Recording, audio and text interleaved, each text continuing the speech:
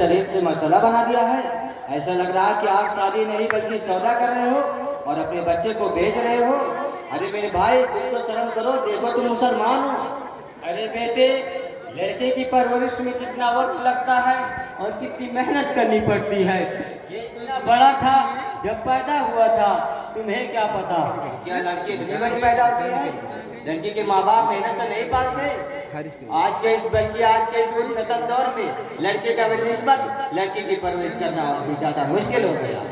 ارے بیٹے, ہم نے تو صرف اسی چیز کو مانگا ہے جو عام طور پر دی جاتی ہے اور جن کے دینے کا رواج ہے. رواج تو آپ جیسے دنیا داروں نے بنا لیا ہے.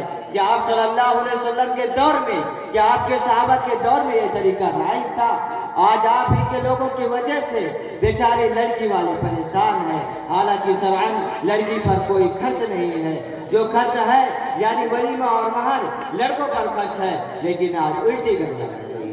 بابو, ہم تمہیں یہ بتائے دی کہ ہماری اتنا بے وطنائی ہے کہ ہم بغیر قرضہ لیے سائیکل دے دیں. افسوس آپ جیسے لوگوں پر جن کے پاس سائیکل دینے کی طاقت نہیں, آپ ان سے گاڑی کا مطالبہ کر رہے ہیں. یہی وجہ ہے کہ آج کے بوڑھے باپ بھی جہیز کے سامان کا مہیا کرنے کے لیے کمانے پر مجبور ہیں. کسی نے کہا یہ خوب کہا ہے, رہنے سہنے کا میرا جب سے ٹھکانہ ہو گیا, رہنے سہنے کا میرا جب سے ٹھکانہ ہو گیا, جانے کیوں دشمن میرا تب سے زمانہ ہو گیا. لڑکیوں کی شادیوں کی فکر میں ایک بوڑھا باپ, لڑکیوں کی شادیوں کی فکر میں ایک بوڑھا باپ کل کمانے کے لیے گھر سے روانہ ہو گیا. اور آپ کہتے ہیں باراتی 350 لے کر آئیں گے.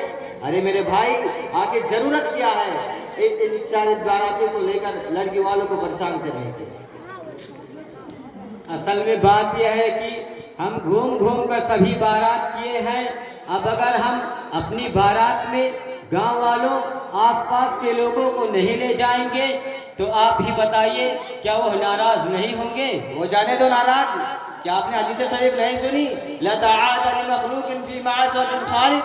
اللہ کی نافرمانی میں مخلوق کی اطاعت کرنا اور مخلوق کو خوش کرنا یہ جائز نہیں ہے. آپ صرف وہ کام کیجئے جس سے اللہ رب العالمین خوش ہو اور راضی ہو جائے. تو بابو, کیا بارات لے جانا حرام ہے؟ اور بابو یہ بتائے دا کہ جو ہم سے مانگت ہیں کا یہ مانگت درست ہے؟ دیکھو یہ سب بہت بڑے بڑے سوالات ہیں. مجھے اتنا زیادہ جانکاری نہیں ہے کیونکہ میں ایک طالب علم ہوں. اس لیے میں اپنے استاد محترم جناب مولانا عبدالرحیم صاحب منی کو بلانا چاہوں گا.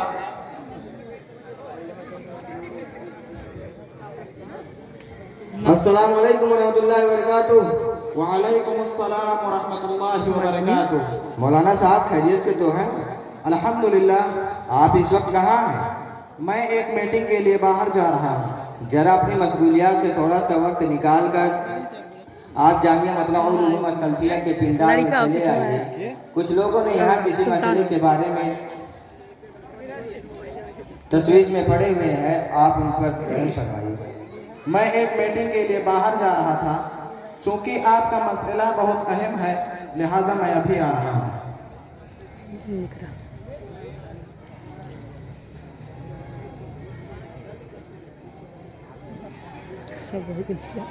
السلام علیکم ورحمۃ اللہ وبرکاتہ. السلام ورحمۃ اللہ. آئیے سر. السلام علیکم ورحمۃ اللہ. وعلیکم السلام ورحمۃ اللہ وبرکاتہ. شاید جن لوگوں نے سوالات کا جواب ہے آپ حل فرما دیجیے تو مہربانی ہوگی. ہاں بھائی بتائیے کیا بات ہے؟ مولانا صاحب یہ بتائیے کہ بارات کب سے ایجاد ہوئی اور کیا بارات لے جا سکتے ہیں؟ دیکھیے, مروجہ بارات کی اسلام میں قطعاً اجازت نہیں. یہ غیروں کا طریقہ ہے اور اس کی ایجاد اس طرح ہوئی کہ پہلے امن و امان کا زمانہ نہ تھا. اکثر رہزنوں اور ڈاکوؤں سے دوچار ہونا پڑتا تھا. اس لیے دولہا دلہن اور زیور وغیرہ کی حفاظت کے لیے بارات کی رسم ایجاد ہوئی. لیکن اب تو امن و امان کا زمانہ ہے, اب حفاظت وغیرہ کچھ مقصود نہیں, صرف اور صرف رسم کا پورا کرنا اور ناموری مد نظر ہوتی ہے. اور اس کے علاوہ बहुत सारे मफासिद इसके अंदर पाए जाते हैं। मसलन रयाकारी, तफाखुर, 20 कहकर 40 आ जाना, लड़की वालों का परेशान होना, खाने के मेआर मुतय्यन करना, इसीलिए ये सरासर गलत और गैर इस्लामी है। देखिए, आप सल्लल्लाहु अलैहि वसल्लम सैयदतुन निसा का निकाह हजरत अली से इस तरह किया कि मजलिस निकाह में हजरत अली रज़ियल्लाहु तआला अन्हु मौजूद नहीं थे। आपने चंद सहाबा को बुलाकर निकाह पढ़ाई, फिर चंद फिर निकाह पढ़ाई, फिर आप सल्लल्लाहु अलैहि वसल्लम के दरबार में हाजिर हुए। फिर आप हजरत अली ने रज़ियल्लाहु तआला अन्हु ने कहा कि मैं राजी हूँ, उन्हें कहा राजी तो मैं राजी हूँ, तो आप सल्लल्लाहु अलैहि वसल्लम ने निकाह तमाम हुआ। फिर आप सल्लल्लाहु अलैहि वसल्लम अगर चाहते तो फरिश्तों की बारात बुला सकते थे, लेकिन दरकिनार आप सल्लल्लाहु अलैहि वसल्लम दूल्हे को मौजूदगी को भी नहीं समझा, तो हम लोग बारात को जब वगैरह को क्यों जरूरी समझे और इसका एहतमाम करते। और यह भी बताइए कि सबसे अफजल शादी कौन सी है? बाबू ये बतावा कि जहेज वहेज के लेना कैसा है? देखिए, माँ बाप अपनी बच्ची को अपनी खुशी से जो चाहे और जितना चाहे दे सकते हैं।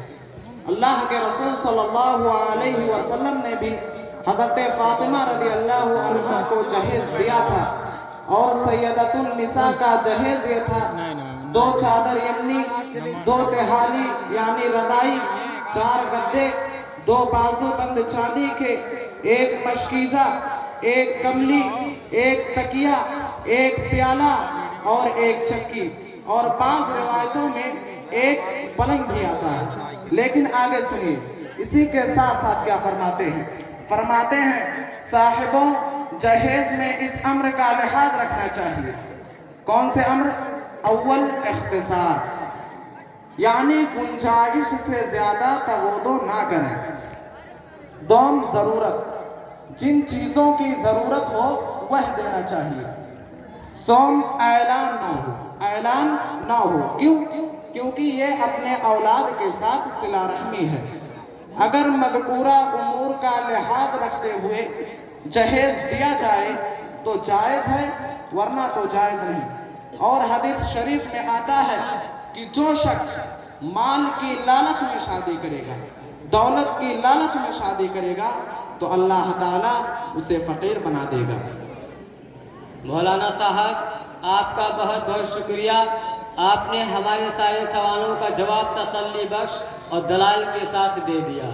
इंशाअल्लाह अब हम भी अपने बच्चों की गैर इस्लामी तरीक़ों से जितनाब करते हुए शरई शादी करेंगे और दूसरों को भी उसकी तरगीब देंगे।